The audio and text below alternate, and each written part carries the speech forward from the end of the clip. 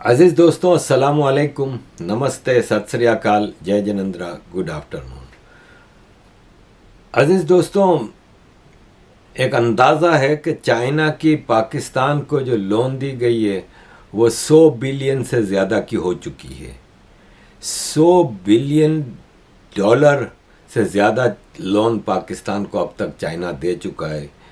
पाकिस्तान का जो पूरी दुनिया से जो कर्जा है उसका आधे से ज़्यादा चाइना से है। देखें, एग्जैक्ट फिगर ना पाकिस्तान देता है ना चाइना देता है। चाइना एक डिक्टेटोरियल कंट्री है, पाकिस्तान एक बनाना रिपब्लिक है, पाकिस्तान भी एक डिक्टेटोरियल कंट्री है। तो इनसे आप साफ सुथरे फिगर्स तो कभी भी नहीं ले सकते। IMF, world bank, Asian development bank, Islamic development bank, Saudi Arab, इधर उधर से जो लेते हैं वो फिर फिगर आपको पब्लिक करने पड़ते हैं। चाइना के साथ मामला दूसरे हैं, इसलिए चाइना वाले फिगर कभी भी कंफर्म कोई नहीं कर सकता।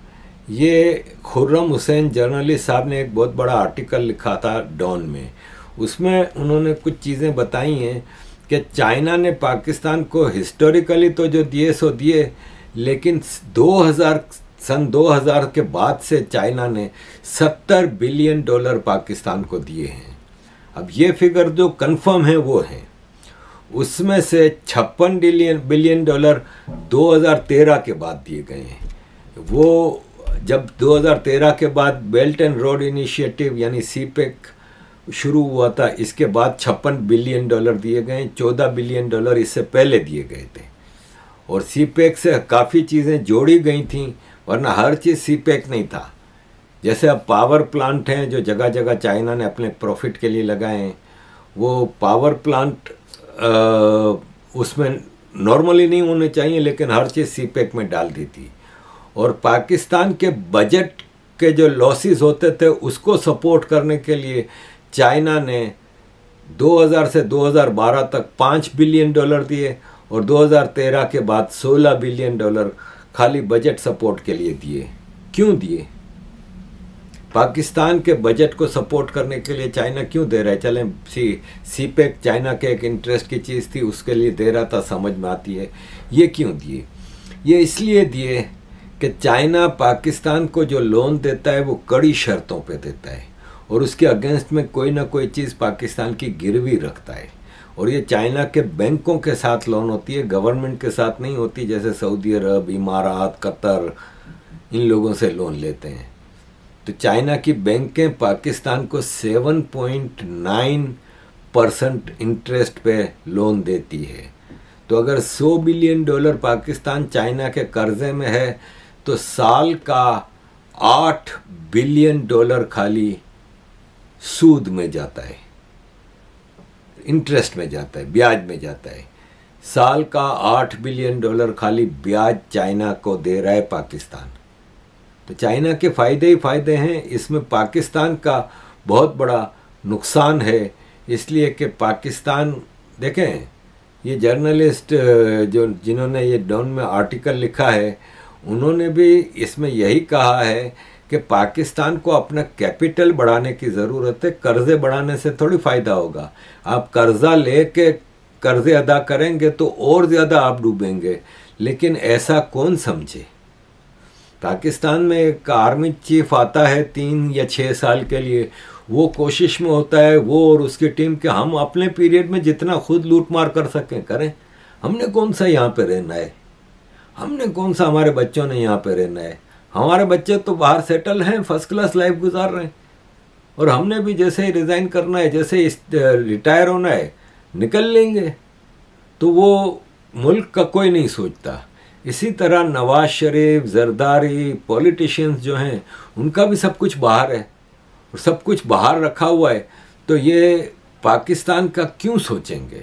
अब एक मिसाल ले लें कि पाकिस्तान और चाइना की जो रोड ट्रेड होती है ना, वो जो रोड का जो रास्ता है चाइना का, वो खुंजरा पास है। खुंजरा पास से सारी ट्रेड निकलती है रोड।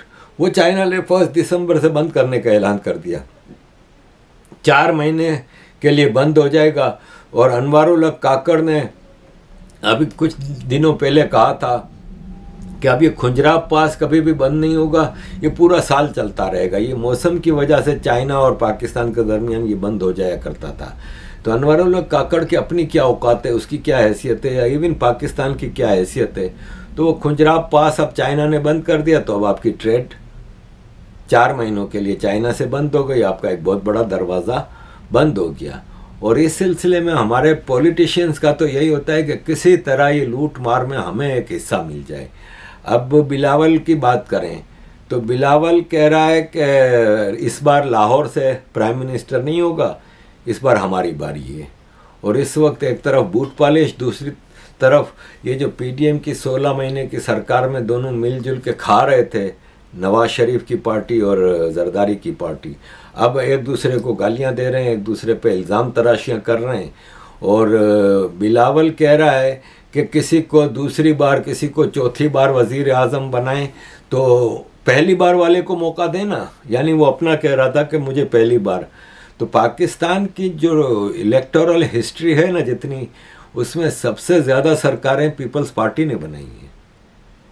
पीपल्स पार्टी के जुल्फ़िकार अली भुट्टो ने 2 सरकारें बनाई, बेनज़ीर भुट्टो ने 2 सरकारें बनाई, जरदारी ने 1 सरकार बनाई, और अभी पीडीएम में भी ये फॉरेन मिनिस्टर के मज़े लूटते रहे। 6 बार सरकार में आने के बाद भी ये कह रहा है कि पहली बार वाले को मौका दें। तो बात यहाँ पे इंडिविजुअल की नहीं होती, बात होती है पार्टी की। तो पार्टी तुम्हारी पाकिस्तान की हिस्ट्री में सबसे ज़्यादा बार रूल करने वाली रही है। तुम ये बताओ कि तुमने सिंध को क्या दिया, जिस सिंध पे तुम बिला शिरकत गैर लूट मार कर रहे हो ज़माने से। सिंध को क्या दिया, सिंध के लाड़काना की आप हालत देखें तो आप कहेंगे कि ये लाड़काना है जहाँ से 4-5 प्राइम मिनिस्टर आए हैं। ये लाड़काना है जहाँ पे एक पक्की सड़क नहीं है, जहाँ पे एक पक्की बिल्डिंग नहीं है सिवाय भुट्टो के मज़ार के और बेनज़ीर भुट्टो की हवेली के। ज़रा सुनिए ज़रा बिलावल क्या कह रहे हैं। इसी जोश और जज्बे के साथ बाहर निकलेंगे, तीर पे मोहर लगा के। ना सिर्फ हमें सूबाई हुकूमत, साथ साथ आपकी वोट की वजह से, आपकी साथ की वजह से इंशाअल्लाह ताला हम वफाकी हुकूमत भी बनाएंगे। और ये पहली बार होगा जब जियाला मेयर होगा, जियाला सीएम होगा और जियाला वजीर आजम भी होगा। तो फिर हम देखेंगे कि कैसे इस शहर की हम किस्मत बदल देंगे और साथ साथ पूरा पाकिस्तान की किस्मत इंशाअल्लाह ताला हम साथ मिलके बदलेंगे। आपको और मीडिया के थ्रू मेरा पूरा पार्टी को ये पैगाम देना चाह रहा हूं कि लेवल प्लेइंग फील्ड का जो शिकायत है अब वो करना ही बंद कर दें। आपको लेवल प्लेइंग फील्ड तो नहीं मिलेगा, मगर लेवल प्लेइंग फील्ड हो या ना हो, मैं आपको बता रहा हूं कि पाकिस्तान पीपल्स पार्टी इंशाअल्लाह ताला। अजीज दोस्तों, अक्सर लोग कहते हैं कि ये Pakistan 50s 60s early 70s तक इतनी तरक्की कर रहा था, इकोनॉमी बहुत फास्ट मूविंग थी, पाकिस्तान एक स्टेबल कंट्री था वगैरह वगैरह। तो भाई साहब, अगर उस पाकिस्तान की बर्बादी की पहली कील किसी ने ठोकी है तो वो पीपल्स पार्टी है। क्योंकि जब से ये पीपल्स पार्टी बनी है पाकिस्तान की तरक्की का सफ़र रुक गया। बिलावल के नाना जुल्फ़िकार अली भुट्टो ने जब सरकार संभाली, पहले तो इसने पाकिस्तान के 2 टुकड़े कराए गवर्नमेंट हासिल करने के लिए। इलेक्शन हारा हुआ आदमी जिसकी 81 सीटें थीं, मुजीबुर रहमान की 162 सीटें थीं 320 के हाउस में, उसको सरकार ना देने के लिए इसने जब पार्लियामेंट का इजलास ढाका में बुलाया गया तो इसने कहा जो उधर जाएगा उसकी टांगें तोड़ दूंगा। और याया खान की मार्शल लॉ जो थी वो भुट्टो के कंट्रोल में थी, भुट्टो उस सब कुछ कंट्रोल कर रहा था। और फिर उसने सरकार लेने के लिए ईस्ट पाकिस्तान को अलग कराया, वहाँ पे जेनोसाइड कराया, सब कुछ किया। और सरकार मिलने के बाद इसने सबसे पहला काम किया, ये बलूचिस्तान में एयर बम्बार्डमेंट कराई। बलूचिस्तान में बलोचों का सही जेनोसाइड जो शुरू हुआ है वो भुट्टो के ज़माने में हुआ है। फिर नेशनलाइजेशन किया, नेशनलाइजेशन में पाकिस्तान की सारी industries, bank, educational institutes, insurance company सब नेशनलाइज कर दी। और उसमें अनपढ़ जाहिलों को मैनेजर और डायरेक्टर बना के बिठा दिया, प्रोडक्टिविटी ख़त्म हो गई।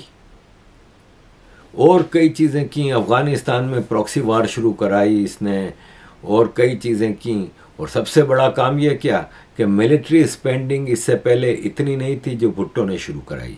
एटम बम बनाने के नाम पे मिलिट्री तबाहशुदा थी, जो 93,000 फौजी भारत के कब्ज़े में थे उनको छुड़ा के लाया, और फिर मिलिट्री को वापस स्ट्रॉन्ग करने के लिए, एम्पावर करने के लिए भरपूर बजट दिए, मुल्क का बेड़ा गर्क कर दिया।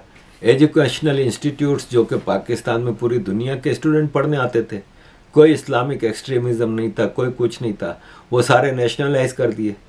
मुल्लाओं को एम्पावर किया, इस्लामिक कॉन्स्टिट्यूशन दिया, अहमदियों को नॉन मुस्लिम डिक्लेयर किया। ये सब पीपल्स पार्टी पाकिस्तान की बर्बादी की पहली और सबसे बड़ी वजह है। वो बिलावल उसी खानदान का कंटिन्यूएशन है, जैसे भारत में कांग्रेस है, जैसे भारत में नेहरू साहब ने जो काम शुरू किए थे वो इंदिरा गांधी जी ने कंटिन्यू किया, वो राजीव गांधी जी ने कंटिन्यू किया, और वो वही काम आपके इन्होंने कंटिन्यू किए राहुल गांधी, मनमोहन साहब की सरकार में, और फिर अब जो कोशिश कर रहे हैं, तो जो राहुल गांधी कर रहा है वही बिलावल कर रहा है। तो ये नया चेहरा नहीं है जो कह रहा है कि नए लोगों को मौका दें। अजीज दोस्तों, जो पहली सिचुएशन हमें नज़र आ रही है ना, उसमें ये है कि नवाज शरीफ को सारा मौका दे दिया गया है, और ये श्योरिटी दी गई है कि अगर इलेक्शन हुए तो आप प्राइम मिनिस्टर बनेंगे। देखें, नवाज शरीफ की जो प्रॉपर्टी सीज हुई थी करप्शन केसेस में, वो अनफ्रीज कर दी गई हैं और वापस इनको दे दी गई हैं। इनके खिलाफ जितने फैसले थे, शहबाज शरीफ के खिलाफ, नवाज शरीफ के खिलाफ, मरियम के खिलाफ, इनके ख़ानदानों के खिलाफ, इनकी पार्टी लीडरों के खिलाफ, वो सब केस वापस यू टर्न हो गए। तो ये पाकिस्तान में जब से हमने पॉलिटिक्स देखी है आफ्टर ज़ियाउल हक, तो यही होता है। बेनज़ीर भुट्टो आई, उसने नवाज शरीफ के ऊपर केसेस बनाए। नवाज शरीफ के जो सिविल सर्वेंट थे, नवाज शरीफ के जो लोग थे, पार्टी लीडर थे, उन सब पे केस बनाए करप्शन के। फिर नवाज शरीफ आया, उसने वो जितने केस इसके और इसके पार्टी के लोगों के खिलाफ थे वो रिवर्स करवाए। जिन जिन लोगों को, और एक मिसाल है, कोई सरकारी कर्मचारी है, उसको जॉब से फायर किया गया था, उनको वापस रिस्टोर जॉब किया, और जो 2-3 साल बेनज़ीर भुट्टो के पीरियड में उनकी सैलरी रोकी गई थी, वो सारी सैलरी वापस दिलाई। बेनज़ीर के ऊपर केस बनाए। फिर बेनज़ीर आई तो उसने यही चीज़ की, रिवर्स किए सारे केस अपने खिलाफ और अपने लोगों के खिलाफ। जिनके जो इंसेंटिव रोके गए थे, पैसे रोके गए थे, उनको वो पैसे सूद समेत वापस दिए गए, और नवाज शरीफ के खिलाफ केस बनाए। फिर नवाज शरीफ आया, उसने यही किया। फिर मुशर्रफ आया, मुशर्रफ ने दोनों पे केस किए। फिर जरदारी आया, तो जरदारी, नवाज शरीफ और जरदारी एक एग्रीमेंट के तहत आए थे। नवाज शरीफ को पंजाब मिला था, जरदारी ने सेंटर लिया था, और ये तय हुआ था कि जरदारी के 5 साल के बाद नवाज शरीफ को मिलेंगे। तो जरदारी आया, तो जितने नवाज शरीफ और जरदारी के खिलाफ केस बने थे वो ख़त्म कराए गए। इनके लोगों के जो इंसेंटिव रोके गए थे या जो जायदादें जब्त हुई थी वो सब रिवर्स कराई गई। इसके बाद इमरान खान आया, इमरान खान ने फिर दोनों पे केस बनाए। इन्होंने पीडीएम सरकार बनाई, फिर ये सारी चीज़ें वापस रिवर्स हुई और अब तक हो रही हैं। जैसे नवाज शरीफ के केसेस ख़त्म हुए, सज़ा ख़त्म हुई, और जितनी प्रॉपर्टी वगैरह इनकी जब्त की गई थी वो वापस की गई। ये एक एक नून लीग ये के साथ हुआ है। तो ये पाकिस्तान में इस वक्त नज़र आ रहा है कि इलेक्शन जूं जूं करीब आएगा, पंजाब में इस्तेकाम पाकिस्तान पार्टी, नवाज शरीफ मिल के चीज़ें चलाएंगे। सिंध पीपल्स पार्टी को दे दिया जाएगा। नवाज शरीफ अभी कोयटा गया था, वहाँ पे बाप पार्टी जो है, बलूचिस्तान अवामी पार्टी, जो कि आर्मी की पार्टी है, उसके ज़्यादातर लोगों ने नवाज शरीफ की पार्टी ज्वाइन की। उसको बुलाया ही कोयटा इसलिए गया था। तो इस वक्त आर्मी नवाज शरीफ को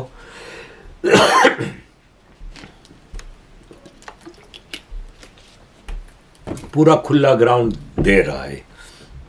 अब इमरान खान का तो फिलवक्त कोई दूर दूर तक चांस नहीं। इनकी पार्टी को न जलसे करने की इजाज़त है, न जुलूसों की इजाज़त है। इनके ज़्यादातर लोग बंद हैं। फवाद चौधरी को अंदर जो हाल हो रहा है फवाद चौधरी का पूरा सॉफ्टवेयर अपडेट हो रहा है। और शेख रशीद को लेके गए थे, उसने कहा मैं चिल्ला काटने गया था, मैं इबादत करने गया था। अब वो कह रहा है कि मेरे साथ कोई टॉर्चर नहीं हुआ, मैंने पूरी पुलिस को माफ़ कर दिया, जिन लोगों ने मेरे ऊपर टॉर्चर किया उनको भी माफ़ कर दिया। एक तरफ कह रहा है मेरे ऊपर कोई टॉर्चर नहीं हुआ, दूसरी तरफ कह रहा है मेरे को जिन लोगों ने टॉर्चर किया था मैंने उनको भी माफ़ कर दिया है। शेख रशीद के बारे में ये कहा गया है कि शेख रशीद को इतना मारा है, इतना मारा है, और जब इसको वो एंकर पर्सन मुनीब फारूकी के सामने इंटरव्यू के लिए बिठाया तो इसने कुछ 2-3 बातें ऐसी वैसी कर दी, तो उधर मुनीब फारूकी के सामने इसको मारा है। और ये शेख रशीद आर्मी का बंदा है, ये बार बार यही कह रहा है जब से वापस आया है कि मैं तो हमेशा से आर्मी का बंदा रहा हूँ, मैंने तो अपनी ज़िंदगी आर्मी के इशारे पे चलने पे, खुद कह रहा है साफ। लेकिन ये आर्मी है, यही कभी बेनज़ीर को बनाती है, कभी नवाज शरीफ को बनाती है, कभी इमरान खान को बनाती है, और फिर इनका जो चूना करते हैं वो भी। किसको नहीं पता कि नवाज शरीफ ज़ियाउल हक की नर्सरी में पला बड़ा है, हमेशा आर्मी का बंदा रहा है। ISI ने IJI बनाया था, इस्लामी जमहूरी इत्तेहाद, नवाज शरीफ के लिए, जिसमें सारी पार्टियों के लोगों को तोड़ तोड़ के लाया गया था और नवाज शरीफ को जिताया गया। बेनज़ीर भुट्टो के साथ भी यही करते रहे। फिर इमरान खान नामी एक बीमारी लेके आए, फिर इमरान खान को दुनिया भर के लोटे जमा करके दिए और उसको सरकार बना के दी गई। इमरान खान को फिर इन्होंने जेल में डाला, नवाज शरीफ को कई बार जेल में डाला, जरदारी को कई साल जेल में रखा। ये पाकिस्तान की इस्टेब्लिशमेंट है। और जो आर्मी की गोद में बैठा होता है ना, वो ये समझता है कि अब मैं सारी ज़िंदगी अब मैं अय्याशी करूँगा, तो ऐसा नहीं है। आज MKM के लोग आर्मी की गोद में बैठे हैं, इनको भी पता है कि हमारे साथ आर्मी के लोगों ने, रेंजर्स हमें लेके गई थी जब अपने कंसंट्रेशन कैंपों में, तो हमारे साथ क्या किया। तो आज इमरान खान के लोगों को भी पता चल गया, जितना आर्मी के ऊपर मान कर रहे थे, पाक फौज जिंदाबाद कर रहे थे, आज इन लोगों का हाल ख़राब है। फराह खान गोगी जो कि पिंकी पीरनी की फ्रंट वूमेन थी और उस्मान बुज़दार की सरकार पंजाब में ये चलाती थी, इसने बिलियंस ऑफ डॉलर का करप्शन किया है, जिसका ज़्यादा हिस्सा वो पिंकी पीरनी फ़कीरनी को मिलता था। खुद भी भाग गई दुबई में और मज़े से वहाँ रह रही है, कोई रोकने टोकने वाला नहीं है। अजीज़ दोस्तों, पाकिस्तान की सियासत का तो यही है। और एंड पे मैं आपके साथ एक वीडियो शेयर करना चाहता हूँ। ये अजीत डोवल साहब की एक भाषण है जो मैं आपके साथ शेयर करना चाहूँगा। इसमें अजीत डोवल साहब ने कुछ ऐसी चीज़ें बताई हैं भारत के हवाले से जो हर आदमी को सुनना चाहिए कि भारत में क्या कुछ होता रहा है और क्या होने जा रहा है। ये अजीत डोवल साहब की हिंदुस्तानियों को हराया है तो हमेशा हिंदुस्तान के लोगों ने साथ नहीं दिया देश का, और दर्द है तो केवल इसी बात का। भारत के इतिहास में अगर दर्द केवल इस बात का नहीं है कि विदेशियों ने हमारे साथ क्या किया, उनका तो हम मुकाबला कर लेते, दुख इस बात का था कि हमारे सभी लोगों ने साथ नहीं निभाया और साथ नहीं दिया। और इसकी फीलिंग आज भी मुझे इस देश में होती है। भारत धर्मगुरु भी तभी बनेगा जब एक शक्तिशाली भारत का निर्माण होगा। जिन लोगों ने भारत के ऊपर आक्रमण किया, भारत के ऊपर राज किया, इस प्रकार से राज किया कि राज करते वक्त, जाते वक्त अपने गुलामों से कह दिया कि तुम राज कर लो, हम तो जा रहे हैं। लोग आते हैं तो सुप्रीम कोर्ट भी ये वो करता है कि जिन लोगों ने जो इसके लिए जिम्मेदार हैं, उन्होंने जो काम किया है वो भारत के ऊपर आक्रमण के बराबर काम किया है। और वही सरकार उस सुप्रीम कोर्ट के 25 जुलाई 2005 के निर्णय के 3 दिन के अंदर में एक नया अध्यादेश जारी करके उन सारे के सारे कानूनों को फॉरेनर्स एक्ट के अंदर में इनकॉर्पोरेट कर लेती है, क्योंकि इतिहास दुनिया की सबसे बड़ी अदालत है। इससे बड़ी अदालत कोई नहीं है। सुप्रीम कोर्ट में क्या हुआ, हाई कोर्ट में क्या हुआ, लड़ाई के मैदान में क्या हुआ, इलेक्शंस में क्या हुआ, ये सब बातें आती हैं, चली जाती हैं। बाद में रह जाता है केवल इतिहास। और इतिहास का निर्णय हमेशा उसके पक्ष में गया है जो शक्तिशाली था। इसने कभी उसका साथ नहीं दिया जो न्याय के साथ था, जो सही था। अगर ऐसा होता तो दिल्ली में बाबर रोड होती है, बाबर रोड है लेकिन राणा सांगा रोड नहीं है, क्योंकि बाबर आया, विजयी हुआ, राणा सांगा हार गया। भारत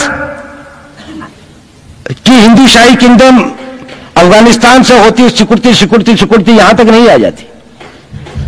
हमने किसी पर आक्रमण नहीं किया, हमने किसी के जीवन मूल्यों को नष्ट नहीं किया, हमने किसी के धर्म ग्रंथों को और धर्म स्थानों को नष्ट नहीं किया।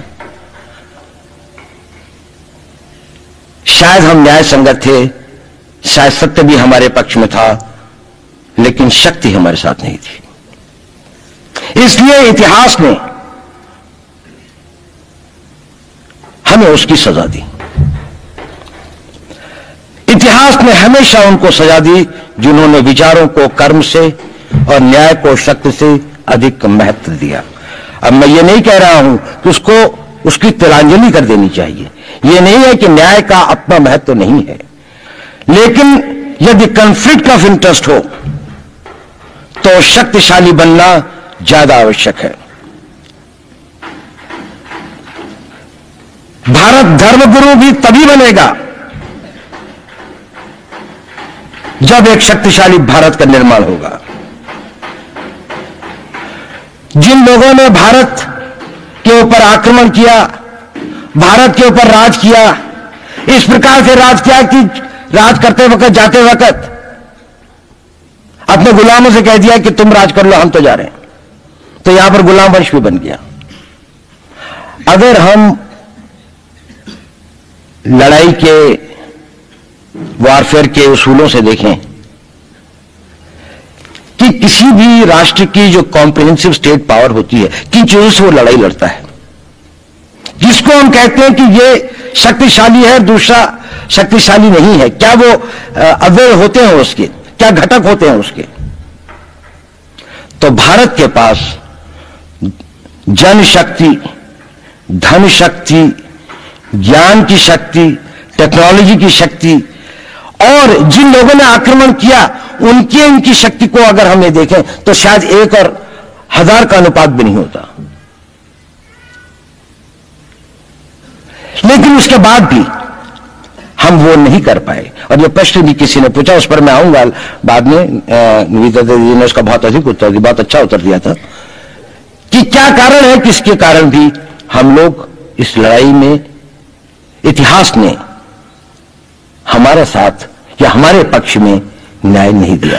क्या कारण है कि कश्मीर में हम लड़ रहे हैं, जिन्होंने हमारे ऊपर आक्रमण हो रहा है, हमारे ऊपर बाहर से लोग आकर वायलेशन हमारे बॉर्डर का करते हैं, इन्फिल्ट्रेटर्स हमारे यहां आते हैं, जबकि पूरा का पूरा कश्मीर भारत का भाग है, अभिन्न भाग है। कानून के अनुसार वहां के राजा ने यह हस्ताक्षर किए, हमें दिया। क्या कारण है कि करोड़ों की संख्या में बांग्लादेश से लोग भारत में आते हैं, हम बाड़ लगाते हैं, वो लोग वहां से मना करते हैं कि आप हमारे आदमियों को आने दीजिए, और हम कुछ नहीं कर पाते। और भारत में 2 करोड़ नागरिक रहते हैं, हमारे एयरपोर्ट के ऊपर में इमिग्रेशन की चेक पोस्ट लगाते हैं कि कहीं पर कोई एक आदमी बिना पासपोर्ट के या बिना वीजा के भारत में प्रवेश न कर जाए। यहां पर लाखों की संख्या में, करोड़ों की संख्या में लोग आते हैं। सुप्रीम कोर्ट भी ये वो करता है कि जिन लोगों ने जो इसके लिए जिम्मेदार हैं, उन्होंने जो काम किया है वो भारत के ऊपर आक्रमण के बराबर काम किया है। और वही सरकार उस सुप्रीम कोर्ट के 25 जुलाई 2005 के निर्णय के 3 दिन के अंदर में एक नया अध्यादेश जारी करके उन सारे के सारे कानूनों को फॉरेनर्स एक्ट के अंदर में इनकॉर्पोरेट कर लेती है, क्योंकि जो वो IMDT एक्ट था उसको सुप्रीम कोर्ट ने नल एंड वॉइड कर दिया। ये सब बातें हमें सोचने और समझने की आवश्यकता है। एक कारण, मैं ज्यादा चीजों में नहीं जाना चाहता, इतना समय भी नहीं होगा, कि भारत विदेशों से इतना नहीं हारा। अंग्रेजों ने भारत के खिलाफ कोई लड़ाई ऐसी नहीं जीती जिसमें कि अंग्रेजों की फौज में भारतीय सिपाही नहीं थे। चाहे वह पहले बंगाल नेटिव आर्मी थी, 1857 के अंदर में सिखों और गुरखास ने उनका साथ दिया। जब सिखों से लड़ाई हो रही थी तो बाकी लोगों ने उनका साथ दिया। हमेशा नेटिव आर्मी उनके साथ थी।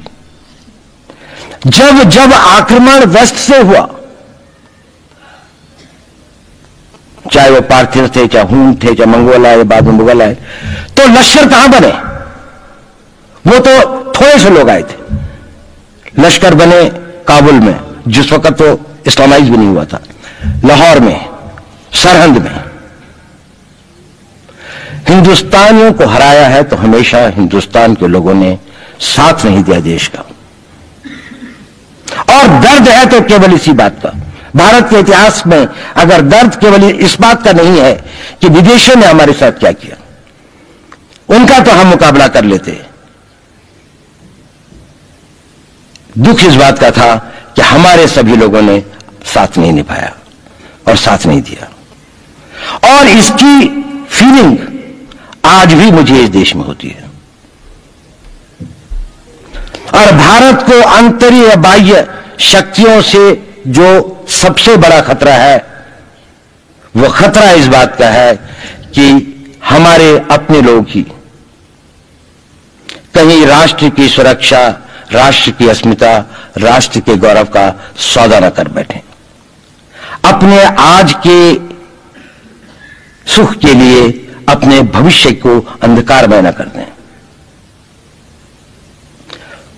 और इसके लिए जो जागरूकता चाहिए, इसके लिए जो ताकत पैदा करनी है, वो ताकत केवल समाज के अंदर भी पैदा की जा सकती है। उसको केवल आप लोग कर सकते हैं। वो केवल आज की युवा शक्ति ही कर सकती है।